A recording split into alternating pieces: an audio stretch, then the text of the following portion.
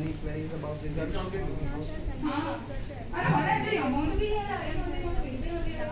Yes. Yellow colour वो glass है।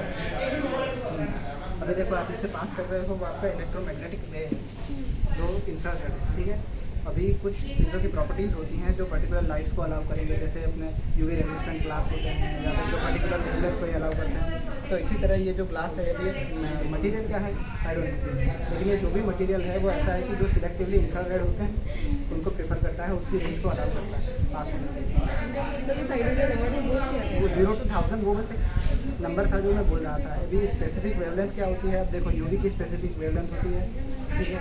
तो मैं जो 0 से वो 1000 कह रहा था वो माइक्रोमीटर में थी, आप इसको नैनोमीटर में कन्वर्ट करोगे तो फिर से वो अलग हो जाएगी।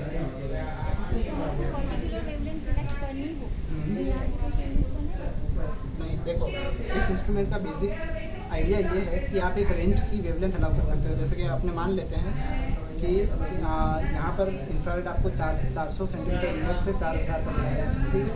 तो अभी आपका एक कंपाउंड है जिसके अंदर फंक्शनल ग्रुप हैं, आपको पता है कंपाउंड क्या है, आपको बस वेरीफाई करना है, ठीक है। अभी वहाँ पर आपको सबकी ज़रूरत नहीं है, आपको ऑलरेडी कंपाउंड पता है, उसके फंक्शनल ग्रुप पता है, आपको वेरीफाई करना है। अभी वेरिफिकेशन के लिए आपको पता है कि मेरे अंदर OH है, फंक्शनल ग्रुप है, या फिर COOH है, तो आपको रेंज भी पता है। तो आप यहाँ पर सिलेक्टिव कर सकते हो कि भाई इतने से इतनी रेंज का लो, आप पूरा भी दे सकते हो, रेंज भी दे सकते हो। तो यहाँ पर आपको जो दे रहा है यहाँ से 400 से 4000 है, ये पूरा नहीं देते हैं अपने पूरा इंफ्रारेड स्पेक्ट्रम, क्योंकि हम ये मानकर चलते हैं कि जब भी कोई ऐसा एनालिसिस होता है तो कंपाउंड क्या है हमको नहीं पता है क्या कंपाउंड है, तो हम पूरी रेंज दे देते हैं और पूरी रेंज में कहाँ पे पिक्स जनरेट हो रहे हैं। और यहाँ पर आप एक सिलेक्टिव दे सकते हो वेवलेंथ, पूरा का पूरा रेंज दे सकते हो। That is the basic idea. मेरा फोन है क्या वहाँ पे? Okay, anything else? ये अगर आपका कोई सॉलिड सैंपल है तो उसको हल्का सा प्रेस करने के लिए, हल्का सा। लिक्विड में आपको इसकी ज़रूरत नहीं पड़ेगी, लेकिन अगर आपका कोई सॉलिड सैंपल है तो उसको आपको थोड़ा हल्का सा प्रेस करना है।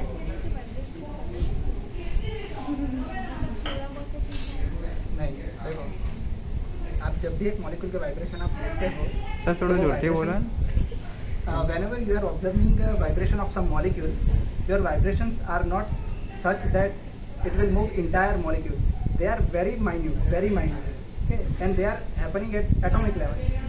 So that kind of pressing does not change or affect those vibrations. They will remain unique to those molecules, whatever they are.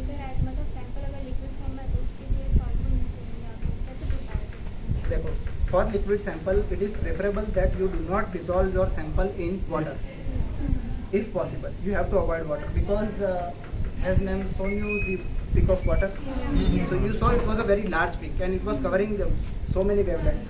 So that entire region that is covered up by water, it often corresponds or overlaps with carbon-hydrogen CH bondings and alkene, alkyl. All of those functional group falls within that range. So if there is water in it, water will dominate. It will not allow any other peak to form. It will disturb your results. So if there is some solid, semi-solid or liquid, try to avoid water molecules if possible. Otherwise you will lost that much amount of region from the peaks. You might get peaks from in other wavelengths or other region, but that much area will be lost, and that is sensitive area.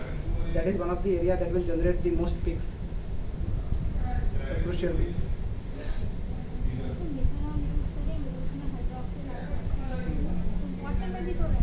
है water में hydroxide नहीं होता है।